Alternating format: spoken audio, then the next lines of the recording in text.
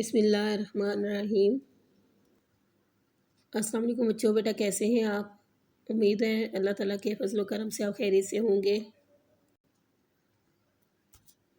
جی بیٹا، ہم پڑھ رہے ہیں باب سوم سیرت طیبہ میں سبق نمبر 1 صلح حدیبیہ۔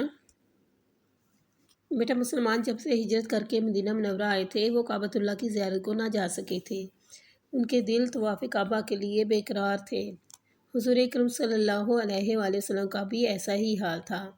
6 ہجری میں آپ صلی اللہ علیہ وآلہ وسلم نے خواب دیکھا کہ آپ صلی اللہ علیہ وآلہ وسلم صحابہ اکرام رضی اللہ تعالیٰ عنہ کے ساتھ بیت اللہ کا طواف کر رہے ہیں۔ آپ صلی اللہ علیہ وآلہ وسلم نے صحابہ اکرام رضی اللہ تعالیٰ عنہ سے اس خواب کا ذکر فرمایا تو صحابہ اکرام رضی اللہ تعالیٰ عنہ بے حد خوش ہوئے۔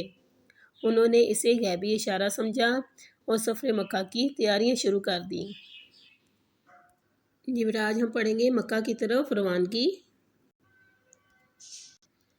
آپ صلی اللہ علیہ وآلہ وسلم یکم ذیقعدہ 6 ہجری کو عمرہ کے ارادے سے 1400 صحابہ اکرام رضی اللہ تعالیٰ عنہ کے ساتھ مدینہ منورہ سے مکہ مکرمہ کی طرف روانہ ہوئے۔ چونکہ آپ صلی اللہ علیہ وآلہ وسلم کا ارادہ خالصتاً عمرہ کا تھا، یعنی خالص جو ارادہ تھا وہ یہ تھا کہ عمرہ کیا جائے، اس لیے آپ صلی اللہ علیہ وآلہ وسلم نے اعلان فرما دیا کہ کوئی شخص مسلح نہ ہو، یعنی کسی شخص کے پاس ہتھیار نہ ہو، صرف تلوار ساتھ ہو اور وہ بھی نیام میں۔ آپ صلی اللہ علیہ وآلہ وسلم اور صحابہ اکرام نے قربانی کے جانور ساتھ لیے، احرام باندھا اور مکہ کی طرف روانہ ہو گئے۔ آپ صلی اللہ علیہ وآلہ وسلم معروف راستوں سے ہٹ کر انجان راستوں سے ہوتے ہوئے مکہ مکرمہ سے ایک منزل کے فاصلے پر حدیبیہ کے مقام پر جا پہنچے۔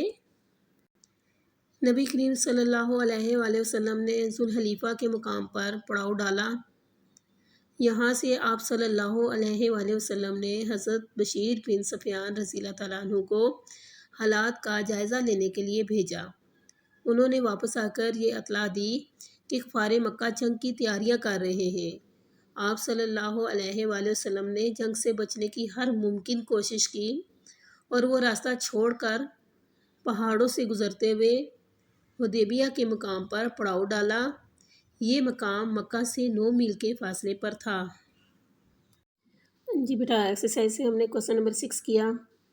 6 ہجری میں حضرت محمد صلی اللہ علیہ وآلہ وسلم کی مکہ روانگی کے بارے میں تفصیل سے لکھیے۔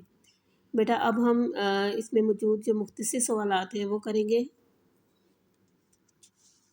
جی بیٹا، سوال نمبر 1 ہے، آپ صلی اللہ علیہ وآلہ وسلم کب اور کتنے صحابہ اکرام رضی اللہ تعالیٰ عنہ کے ساتھ مکہ کی طرف روانہ ہوئے؟ جی بیٹا دیکھیں فرسٹ لائن میں اس کا جواب ہے یکم ذیقعدہ 6 ہجری کو حضرت محمد صلی اللہ علیہ وآلہ وسلم 1400 جانساروں کے ساتھ زیارت کعبہ کے لیے مکہ روانہ ہوئے۔ ٹھیک ہے یہاں تک بیٹا۔ جی بیٹا نیکسٹ کوسچن نمبر 2 ہے، مسلمانوں کے پاس حفاظت کے لیے کون سے ہتھیار تھے؟ جی بیٹا یہاں سے اس کا جواب ہے حفاظت کے لیے تلواریں بھی ساتھ لے لیں۔ مطلب اس کو ہم اس طرح کریں گے کہ حفاظت کے لیے ان کے پاس تلواریں تھیں لیکن یہ تلواریں میانوں میں تھیں۔ یہاں تک بیٹا اس کا جواب ہے۔ جی بیٹا نیکسٹ کوسچن ہے، نبی کریم صلی اللہ علیہ وآلہ وسلم نے کس مقام پر پڑاؤ ڈالا؟ جی بیٹا دیکھیں یہاں سے اس کا جواب ہے نبی کریم صلی اللہ علیہ وآلہ وسلم نے ذوالحلیفہ کے مقام پر پڑاؤ ڈالا۔ یہ بیٹا ذوالحلیفہ کا مقام ہے، یہاں یہ مدینہ منورہ کا میقات ہے جہاں سے حج و عمرہ کا احرام باندھتے ہیں۔ نیکسٹ بیٹا کوسچن ہے، آپ صلی اللہ علیہ وآلہ وسلم نے حالات کا جائزہ لینے کے لیے کس کو بھیجا؟ بیٹا یہاں سے دیکھیں اس کا جواب ہے آپ صلی اللہ علیہ وآلہ وسلم نے حضرت بشیر بن سفیان کو حالات کا جائزہ لینے کے لیے بھیجا۔ نیکسٹ بیٹا کوسچن ہے، حضرت بشیر بن سفیان رضی اللہ تعالیٰ عنہ نے واپس آ کر آپ صلی اللہ علیہ وآلہ وسلم کو کیا اطلاع دی؟ جی بیٹا یہاں سے اس کا جواب ہے انہوں نے واپس آ کر یہ اطلاع دی کہ کفار مکہ جنگ کی تیاریاں کر رہے ہیں۔ کیا کر رہے ہیں؟ جنگ کی تیاریاں۔ نیکسٹ بیٹا کوسچن ہے، آپ صلی اللہ علیہ وآلہ وسلم نے جنگ سے بچنے کے لیے کیا تدبیر اختیار کی؟ جی بیٹا جی بیٹا ہم نے پڑھا تھا نا آپ صلی اللہ علیہ وآلہ وسلم نے معروف راستوں کو یعنی جانے پہچانے راستوں کو چھوڑ کر انجان راستوں کو اختیار کیا تھا۔ تو یہاں دیکھو بیٹا اس کا جواب کیا ہے، آپ صلی اللہ علیہ وآلہ وسلم نے جنگ سے بچنے کے لیے ہر ممکن کوشش کی، وہ راستہ چھوڑ کر پہاڑوں سے گزرتے ہوئے حدیبیہ کے مقام پر پڑاؤ ڈالا۔ نیکسٹ بیٹا کوشچن ہے، حدیبیہ مکہ سے کتنے فاصلے پر واقع ہے؟ جی بیٹا اس کا آنسر ہے حدیبیہ مکہ سے 9 میل کے فاصلے پر ہے۔